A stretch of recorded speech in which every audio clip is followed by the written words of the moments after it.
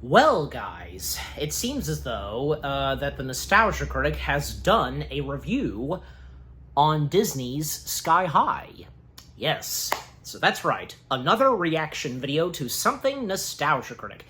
And as I just said, yep, Sky High. His review of Sky High, yep, that's what I'm reacting to. Well, I, of course, knew immediately when I got the notification of, when this came out, I was just like, ooh, yeah, I'm gonna react to this as soon as possible. And thus, here I am reacting to it. Now, of course, Doug himself, he had reviewed this before, when he did Disney-cember. I think it was the third year? Yeah, when he did Disney-cember. He then covered live-action Disney films, and this being one of them, and he had a lot of positive things to say about Sky High. And I have no doubt that, well, now, with him reviewing Sky High fully as the Nostalgia Critic, no doubt that, he will still have some positive things to say. But probably maybe a few things, but, look, overall, Sky High itself, it's really good. It's definitely an underrated Disney live-action gem of the early 2000s. Golly, I remember the memories I have of watching this movie. Oh my gosh, like even thinking of the music and score that Giacchino, sorry. I think a lot of people, because some people mostly call him by his last name Giacchino, but yeah, it's really Giacchino. Michael Giacchino.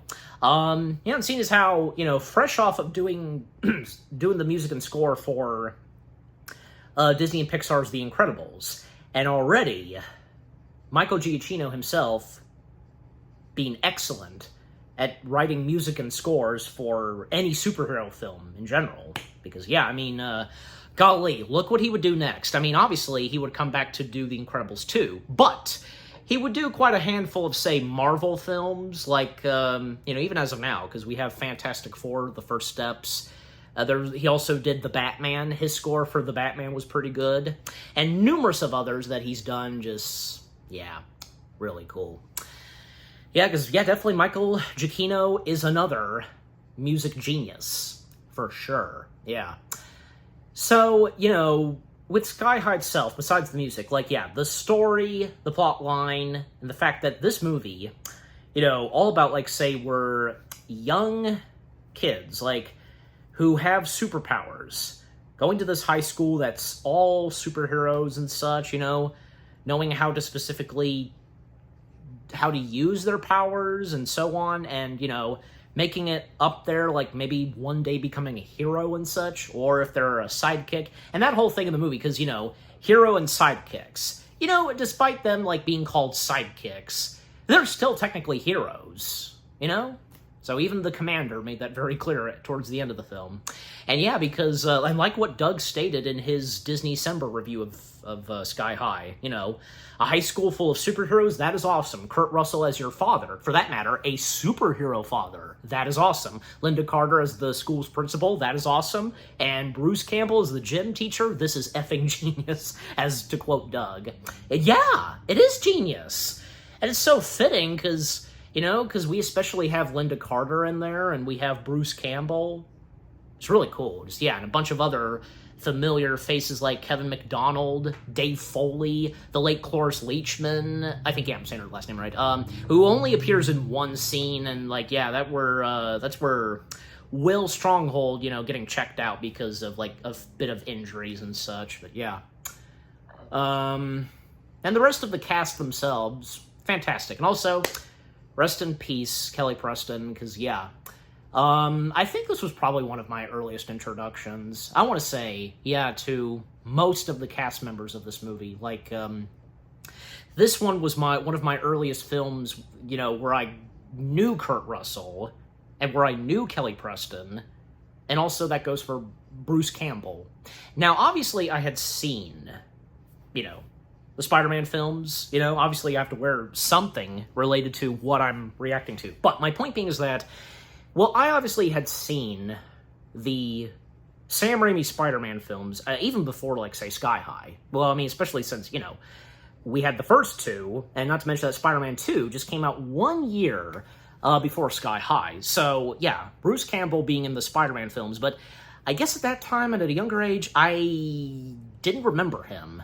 How can I not? Well, look, this wouldn't be the first time that a young kid or something would remember something, specific. And in my case, for some reason, I guess I didn't remember Bruce Campbell's, cameos in the entire Spider-Man trilogy. And also that thing where, people have said this, and if it's true, where, if there had been a Spider-Man 4, maybe this would have led to where, maybe Bruce Campbell, who appeared and popped up 3 times in the 3 Spider-Man films, maybe he would have been Mysterio. That would have been something. But yeah. And as I mentioned, Kevin McDonald. Well, because, for both, I should say, both Kevin McDonald and Dave Foley, I, of course, knew them, and you did too. We first knew them most prominently as, say, Kevin as the voice of Bleakley, and Dave as the voice of Flick the Ant. Yep, obviously that. And I don't know, because for Linda Carter, maybe, but I don't know, because I didn't see anything Wonder Woman from the 70s at a young age, and before Sky High, but maybe, I don't know. But it's pretty funny, and it makes sense, especially since, there's literally a Wonder Woman reference from Linda Carter herself, where she's like, I'm not Wonder Woman, And besides, the character that she plays in Sky High, because she, the powers she has, like, as she says, comets away, just, twinkling away, that kind of stuff, Also, some of the young cast members that were in this, because, like, what's her face, is it Danielle Parker? If I'm saying that right, because, like, who, Layla, her. Because this was one of my earliest introductions with her, and then she would go on to do something else, superhero-related, in the Flash series on CW, obviously that. And, also, the kid, what's his name, the one that glows. Golly, look what he would do as of now. Like, most prominently, he got to portray Jim Henson. If you know what I'm talking about. It's true. And also Mary Elizabeth, because she, even after Sky High, she went on to do a bunch of other great stuff. Like, I know she would get to work alongside with Kurt Russell once again in Quentin Tarantino's Death Proof. But, also, not only that, but other stuff that she would do later on in her acting career, like, well, as of now, she's Hera Syndulla in Ahsoka. And not to mention that, she would, like with Death Proof, because where she would work with Kurt Russell again, she would get to work with, another co-star of hers, Rosario Dawson in Ahsoka. So, is there anything else to point out?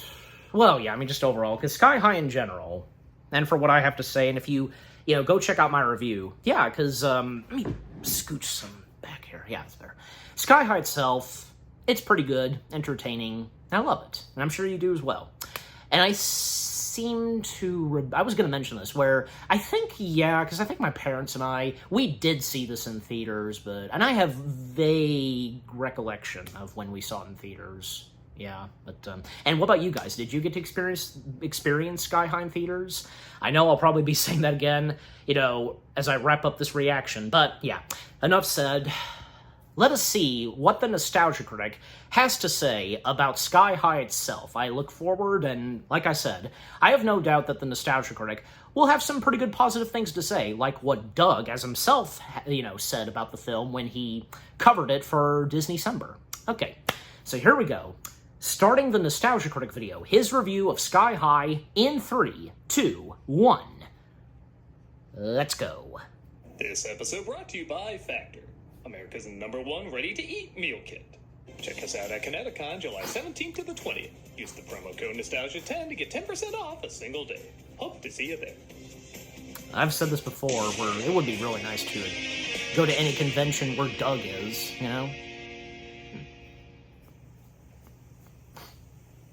Hello, I'm the Nostalgia Critic. I remembered so you don't have to. You remember that movie you enjoy and you didn't know other people didn't enjoy, and you're like, why, it's totally fine. Why don't you give this movie a chance? Sky High. I'm talking about Sky High this time. Okay, are you gonna say anything positive, Doug? Because I don't know.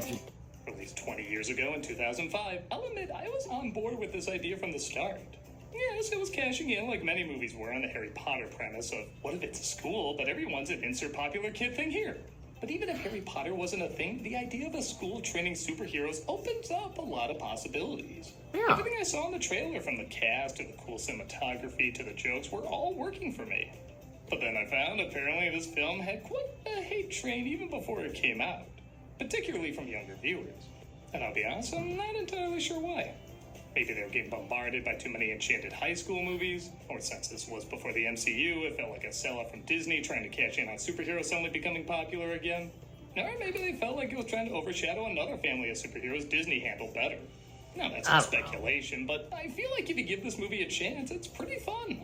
Okay, Yes. It's nothing amazing, not everything works, but I feel like it's better than many people give credit. I guess it's showing a little bit as some audience scores are starting to go up, but they're still not that strong. So I want to go back and see if this movie was worth the 57. belittling again, Come on. or if there's something more super about it than I guess it lets on. So let's go back to the childhood of Robert Serber from Oppenheimer. Yeah, that was a random discovery. Let's take a look at Sky High. Oh, really? Okay, I didn't. So right off the bat, fully the film realize. feels like it's in good hands, as 2/3 of the writers were the creators of two superhero shows, Kim Possible and Buzz Lightyear, which are both regarded as very imaginative and very funny. And as the credits roll, the setup is already pretty good. As we Mike focus on Mitchell. a kid named Will, played by Michael Angarano, who has no superpowers despite his parents being the greatest superheroes in the world, the Commander and Jetstream, played by Kurt Russell and Kelly Preston. Will, I just want you to know how proud I am. Whatever happens to me, you'll still be around to save the world. You alone can protect us from Comic Sans. Seriously, between this and epic movie, the early 2000s should have known better. Good morning, Mrs. Stronghold. Good morning. Will has a friend named Layla, played by Danielle Panabaker, who often reminds them when they forget their secret identities. Good morning, Commander. You know, wouldn't it make more sense if the reason people fall for that is everyone else forgets their glasses, especially mine? Layla's powers are already in full Yeah, bloom, as he well doesn't as Nervous's actually wear powers will never come. lenses. Even his friend Zach, played by Nicholas Braun, got his over the summer. So what is it? You have to wait and see like everybody else. Where'd he get those glasses, anyways? It's hype, man. It's gonna be really distracting on the set of Succession. Next up, Sky High. As you may have guessed, it's their first day at the superhero high school as they take the rocket bus literally into the clouds where it's hidden. And if you thought Freshman. no part of that sentence sounded cool, I'm sorry nobody gave you a comic during childhood. I was frozen! I got your callbacks last week. They're immediately assigned their own bulk and skull bullies named Lash and Speed. We'd be happy to collect that $15 new student fee. There was nothing about a new student fee in the handbook. It's what we charge people to be typecast in future superhero projects. Speaking of which, we're introduced to Mary Elizabeth Winstead playing Gwen Grayson, a pretty funny combo of secret identity names, which makes sense as a lot of the visual look of the movie seems to combine the tilted angle campiness of the Adam West Batman show with a lot of the fun camera gimmicks of the Sam Raimi Spider-Man movies. Yeah, Good morning. Works fine. I am Principal Powers. Nailing my cameo much better than in this movie. Not Wonder Woman, you know. there For we the most part. there we go. My word is law. My judgment is final. Bruce Campbell plays Coach Boomer. Again, this film should earn a star just based on its casting, who assigns kids the roles of superhero or sidekick depending Hero. on their powers. Car. Would love to see the government paperwork for dropping car on student budget. Zach reveals his powers, sorta, saying he can glow in the dark.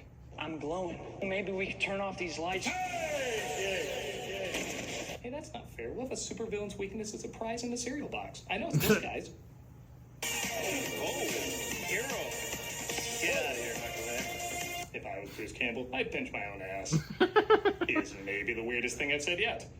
Well, When it's it's Will's funny. turn, he's of course embarrassed he doesn't have any powers. You're messing with the coach, just like your old man. Gar. Like I said, after Harry Potter, liabilities just didn't exist in schools anymore. And commercial break. Once he's sentenced to sidekick, he's sent to the school nurse, played by Cloris Leachman. Again, just cementing what an amazing cast this film has. I remember doing this to your Like I father when he said. was just your age. Kicked me right through that wall. There's a school cemetery around the corner, isn't there? She tries to give some advice about how he can get super abilities. Fall into a vat of toxic waste, their powers usually show up the next day. Or they die. I'm sorry, No kids movie with that line is it's just nothing. That is funny people saying funny shit. She Yes. says she's only aware And this of is Cloris one person Leachman with we're two talking superhero about. parents who never got superpowers. Ron Wilson, bus driver. Again, in what bizarro superhero universe is that not funny? It is funny. Still isn't telling his father about his lack of powers, especially when he's shown his secret sanctum, which no one is allowed into. He even shows his prized possession from a supervillain named Royal Pain. Royal Pain. Which that was the only deleted scene of the movie, the original opening to No it. idea. Some say it plays Disney's most torturous weapon, a film worthy of this film's hate. The next day, he and most of his friends go to sidekick training or superhero support, as that's not PC anymore, which is taught by David All Foley American playing Boy. All-American Boy. Yes. Without hero support, there wouldn't be any heroes. Alright, there probably would be, but they would be very lonely.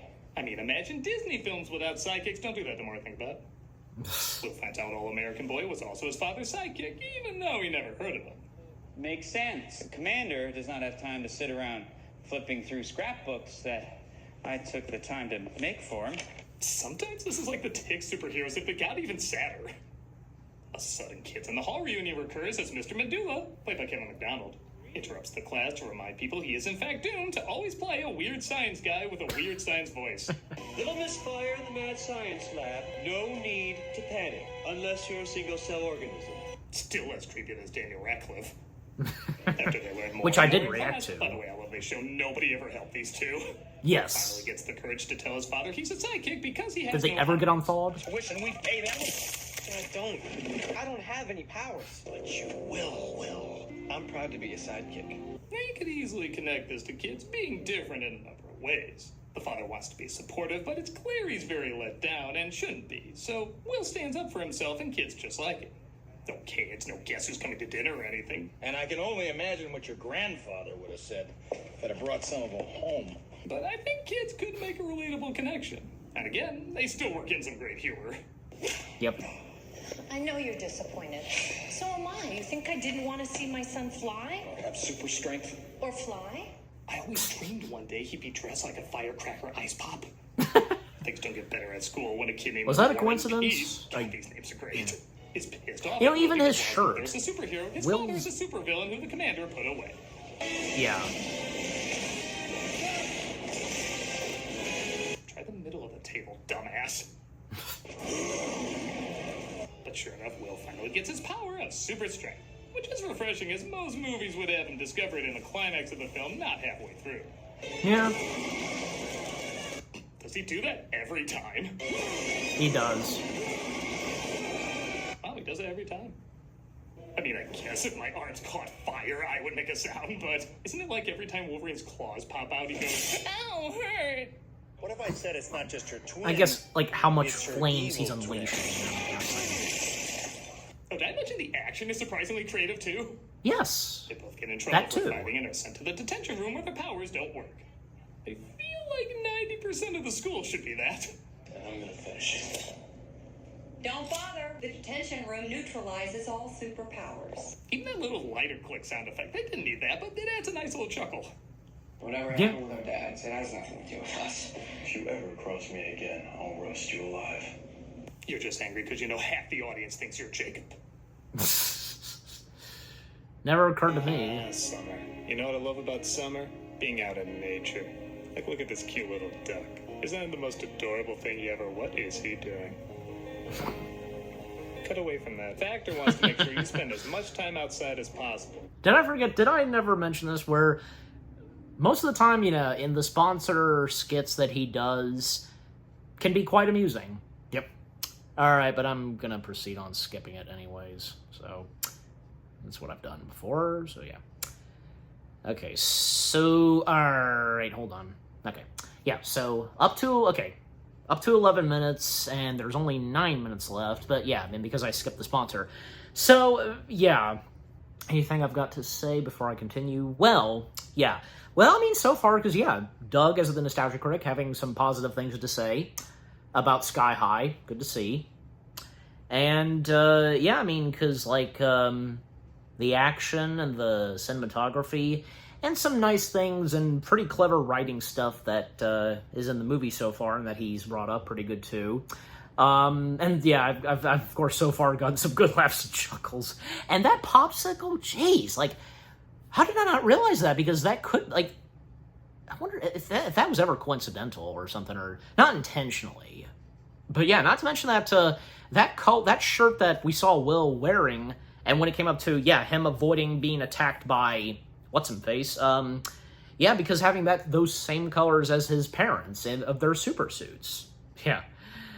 And like I said earlier, because I'm sure you guys probably know this, where there was only one deleted scene, and I don't know, because probably, yeah, there was, but my point being is that one deleted scene, an alternate opening, where we would have seen, where we see, you know, the commander and his sidekick at that time, All-American Boy, you know, coming face-to-face with Royal Pain and Royal Pain's henchman, Stitches.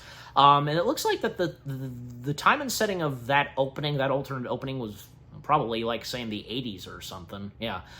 But my point being is that, yeah, like, and Jetstream, is that how her name is said? Because that's what I always thought it was. Yeah, the Jetstream.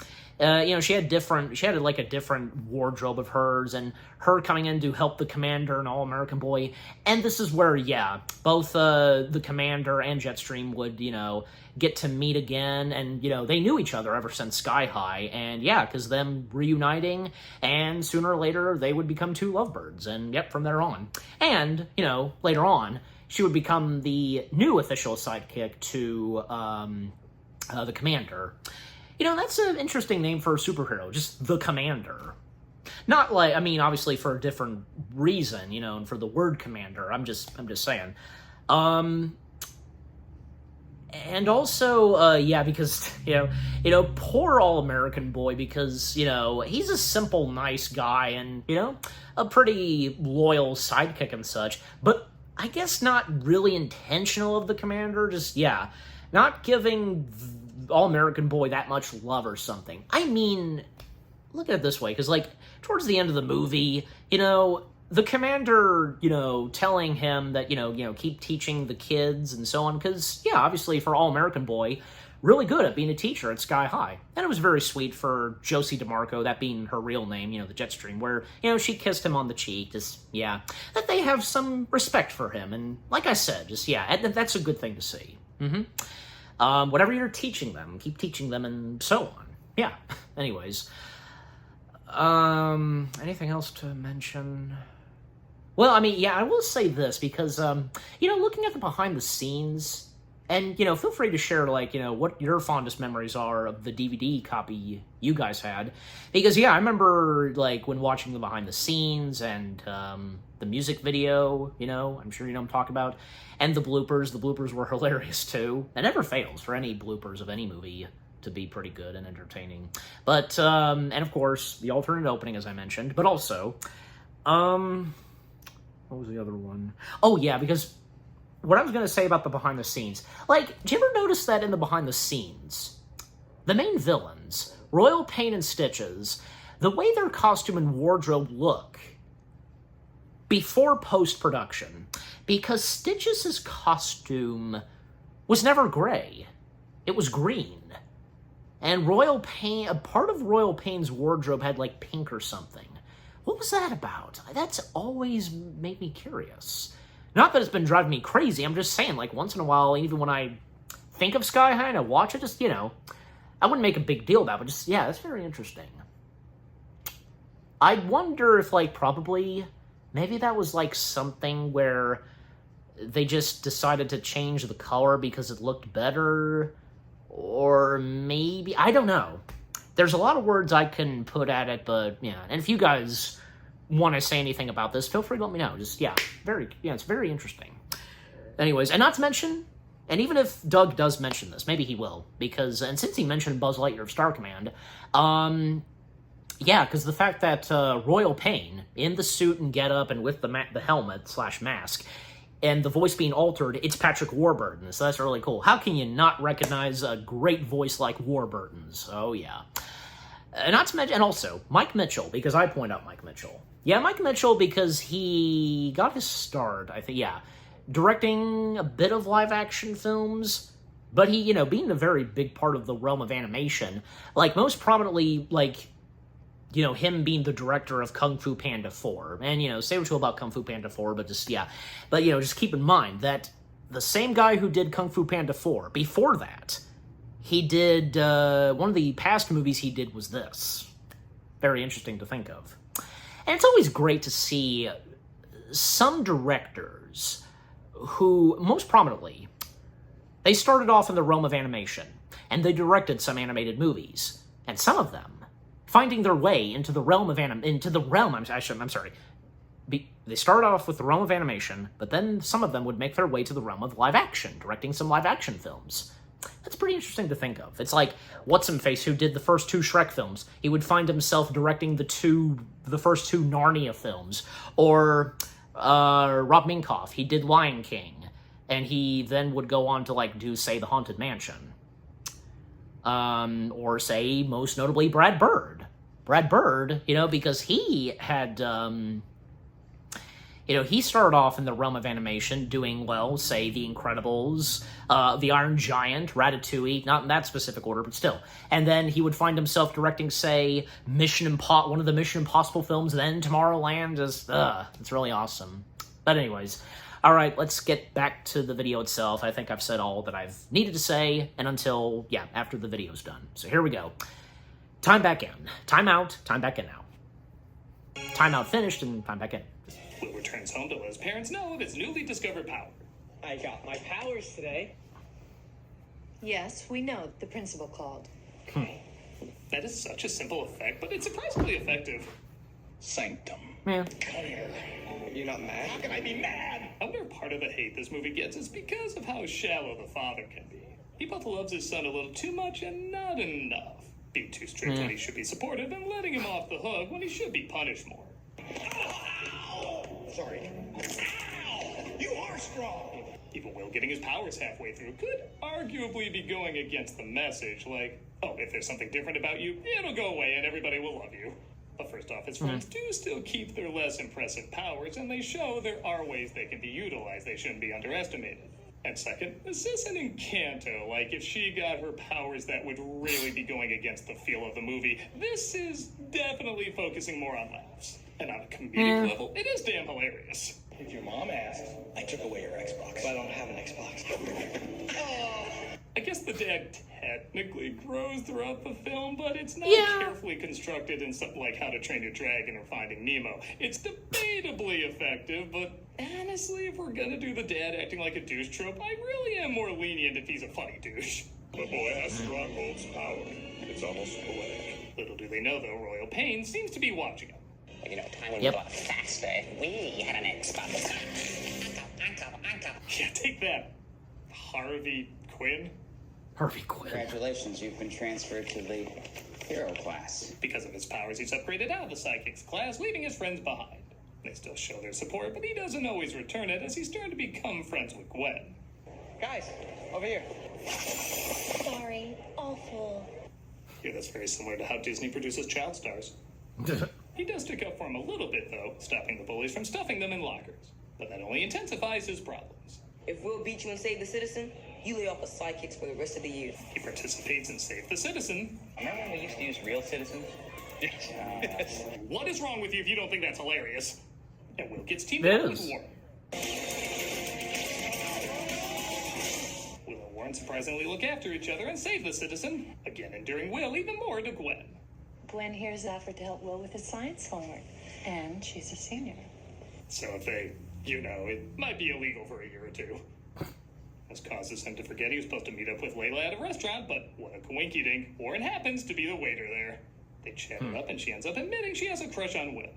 To let true love remain unspoken is the quickest route to a heavy heart. That is really deep. And your lucky numbers are.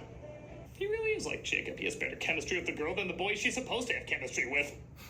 Of course, part of that could be Will and Gwen are already moving pretty fast.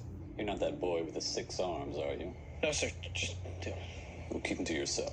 Yes, sir. One of her superpowers is she gives birth to kids who eat their father. Don't ask how I know that. He apologizes to Layla for missing their meetup and makes things even worse when he admits he's taking Gwen to homecoming. So Layla says she's taking Warren. I told him I was going with you instead. So, you're not doing this just because you like me or anything. You're doing this to get a stronghold. Oh, Christ, is he gonna feel jaded like a stupid love triangle? And I know. See what I mean? We saved like 10 minutes in a boring subplot. Granted, there are still emotional idiots longing for emotional idiots, but it's a story about high school. It can't be complete fiction. Gwen tricks Will into throwing a party at his house, and when Gwen tells Layla Will doesn't like her, Will finally breaks it off with Gwen. And I think that you need to figure out whether you want to hang with us or with those losers. I'm not going anywhere with you, not now or not to homecoming. Again, I feel like most movies would drag that out later and let him be a jerk longer, but I like he draws the line not at the best time, but not beyond reason either. The count of 3, I want everyone Out of this house! And they cut away when he's about to count down. Return home, and of course are gonna think this is all Will's fault. God, I swear, I didn't plan this. All right, it's good enough for me. That's what I'm talking about. Yes, he's comedically Well, shallow, and but man, does it Will save us told a the lot of boring truth, tropes. so... In fact, often they're replaced with a good running joke, like this throwaway line earlier. What if I said it's not just her twin, it's her evil twin? Actually has a decent payoff. Thanks, Boom, Yep. for inviting me.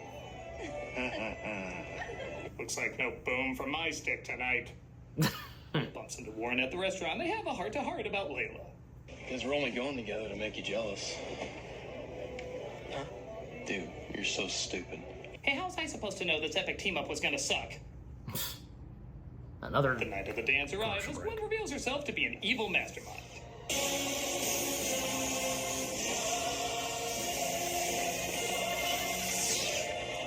Oh my god! That weird-ass jester was also playing her father? That guy has range. Yep. Now prepare to be pacified. It's revealed the pacifier, you guessed it, turns people into babies. As it's revealed, Gwen was a sidekick years ago and got turned into a baby herself, forcing her to grow up again, hungry for vengeance. Yep. She even convinced the current popular kids to be her henchmen. Get as many people out as you can. I'll slow it down. Somehow he's the only baby with a cleft chin. The sidekicks escape. And that's the last we to see dark of tunnels. Bruce Campbell, I think, in this movie. Then all the reindeer loved him. I can't add to that joke, I just think it's cute. As Will makes his way to the school, figuring out Gwen's evil plan. In case my homecoming date ends up killing me tonight, I just want you to know. Dude, she was going with me. To make him jealous. Take out Royal Pain and her minions as she loads up the babies in just a weird, odd visual. Royal Pain wasn't my mother. Royal Pain is me. Oh my god. I made out with an old lady. I know it's a joke, but it's kind of disturbing. And for him... Uses her powers in a unique way to take out the villains, again, leading to some really fun cinematography. As Will finds out, he flies now.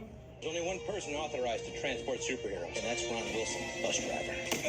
And I'm Ron Wilson, bus driver. I do love he's officially credited as that too. Yeah, that's school to fall great. as well, but our heroes work together to save the day. That could be messy. Tom and his wife. I guess the director's a SpongeBob fan too. Yeah. Misguided. The doctor has a baby, says he can get everyone back to normal. Regrettably, I had made Boom, boom. Like I said, not every joke works. And the sidekicks are finally called what they are, heroes. I can't do anything more to help. Here it comes again. I went through Oh, puberty okay. twice for this. I convinced myself I had a thing for Matthew Broderick 2 times! My girlfriend became my arch enemy became my best friend, and my best friend became my girlfriend. But hey, that's high school. It certainly not at all is, but I don't care. This movie was funny. Yep. Again, And it's not a entertaining. comedy classic, but I think it's really inventive and enjoyable. I just don't understand the mixed reception it got. Whether they're lighter jokes or darker jokes or jokes for kids or jokes for adults, the majority of them work. The characters aren't anything to write home about, but I like them fine. And while the lesson is very loose, to say the least, there are still nuggets of relatable issues that I think most kids can connect to in some way. Yeah, I unapologetically and unironically enjoy this film. It's not going to make my list of favorite comedies, but with a cast this cool, an idea this inventive, shots this fun, and jokes this funny, I can still say 20 years later, it's a soaring good time. Indeed. I'm a nostalgia critic, I remember, so you don't have. Until the next one, Doug. Yep. Remember when we used to use real citizens? Yes. Ended off with that clip. We're still doing cameos for Charity Bunga, switch. All right.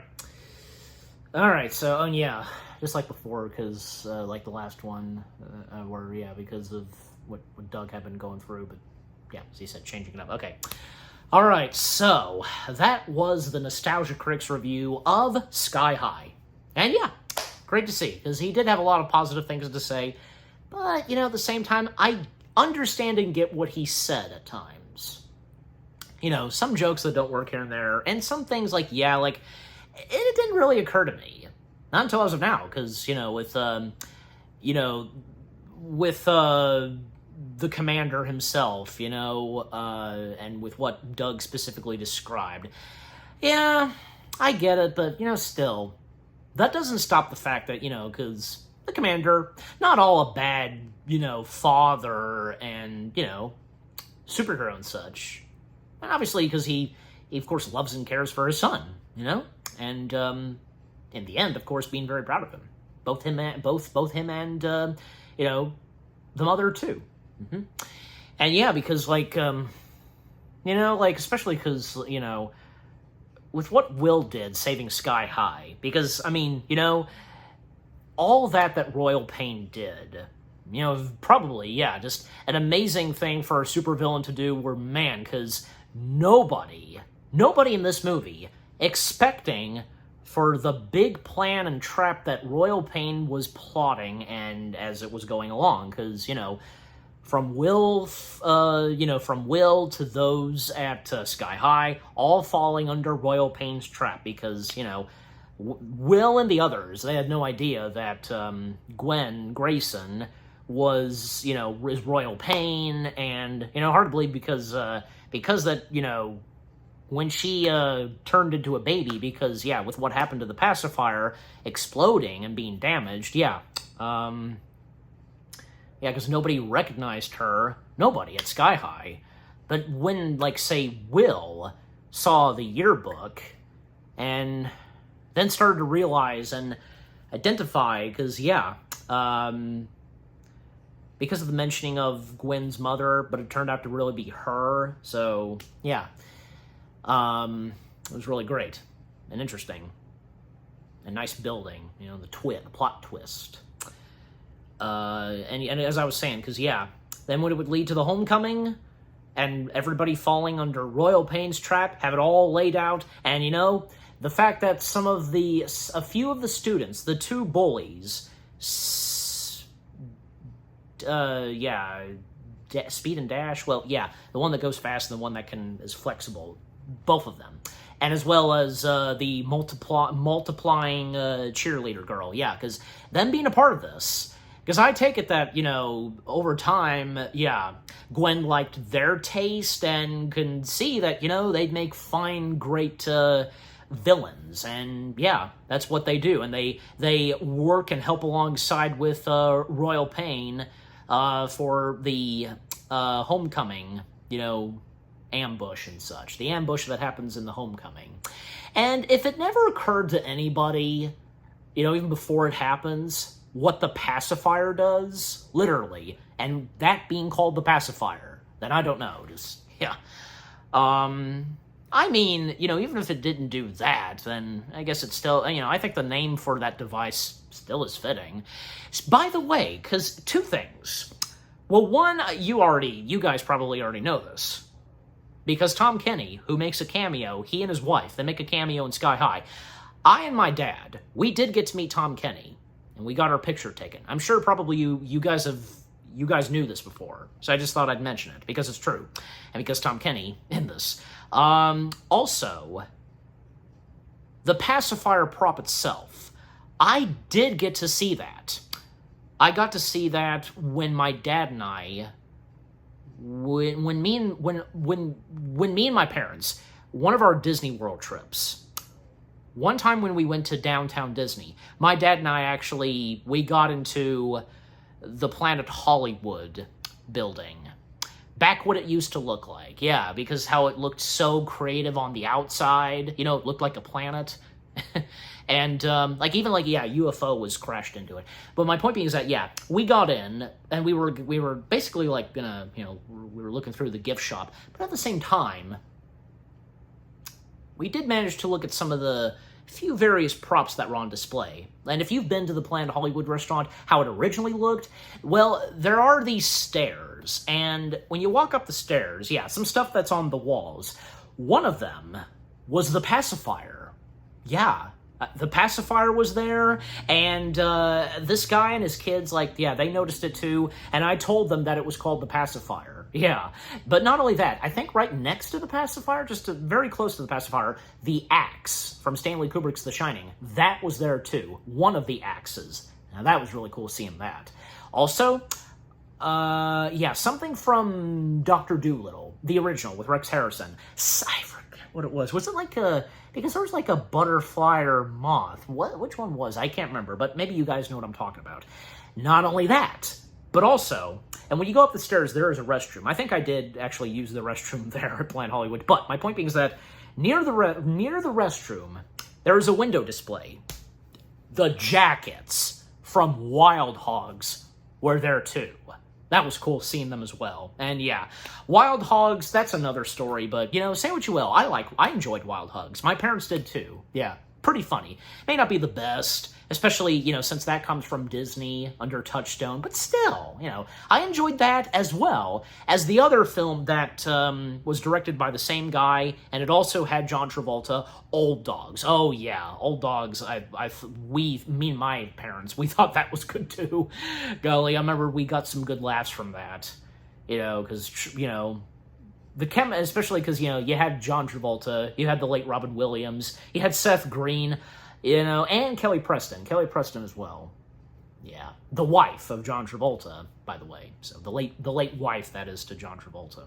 Yeah, I do recall because I think sometime after the sad passing of Kelly Preston, I did actually did watch Sky High. Heck, I even remember back when I used to be a part of one of those Disney movie lover fan page, whatever, you know, those. And yeah, I used to be a part of this before my Facebook account got hacked once. And I remember I made posts about the movies I was watching. And when it came to Disney, yeah, that's where I did it. And I just recall that one of the comments said, you know, rest in peace, Kelly Preston. Yeah. Anyways, is there anything else to mention about Sky High? Well, I mean, yeah, just overall, because the film itself in general, even still, as of now, still good. It's still hilarious, a great story, and with the characters, it has interesting and clever ideas here and there. You know, everything about it just really good and entertaining. And despite some of the stuff and that Doug says, that doesn't stop the fact that, you know, this is pretty good. It's definitely, and like I said earlier, definitely an underrated live-action Disney gem from the early 2000s. When you say so, and I don't know, because another thing that Doug pointed out, because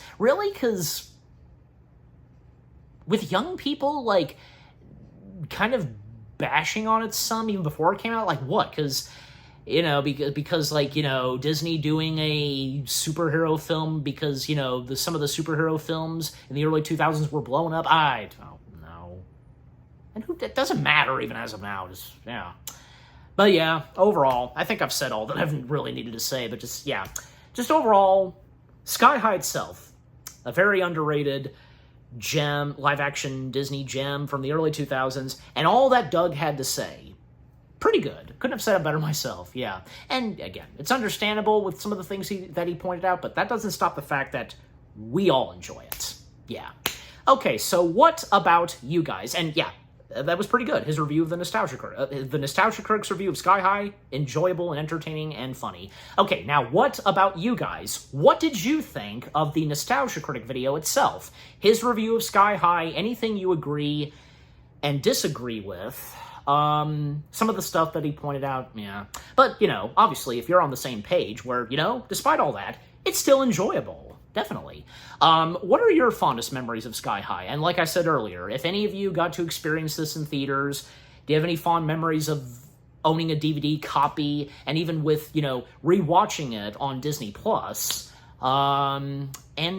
Just, yeah. I mean, just overall, what do you think of the Nostalgia Critic video itself, the movie itself, with what I've had to say, my reaction to it, and yeah, what did you think of my reaction to the Nostalgia Critics review of Sky High?